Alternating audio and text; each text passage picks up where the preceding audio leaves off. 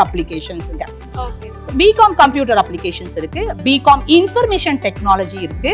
So இந்த 2 ப்ரோக்ராமும் வந்து பாத்தீங்கன்னா டெக்னாலஜி ஓரியன்டா இருக்கு. இது கூட இன்னொன்னு பாத்தீங்க அப்படின்னா பிகாம் ஐடியோட அக்கௌண்டிங் அனலிட்டிக்ஸ் வச்சிருக்கோங்க.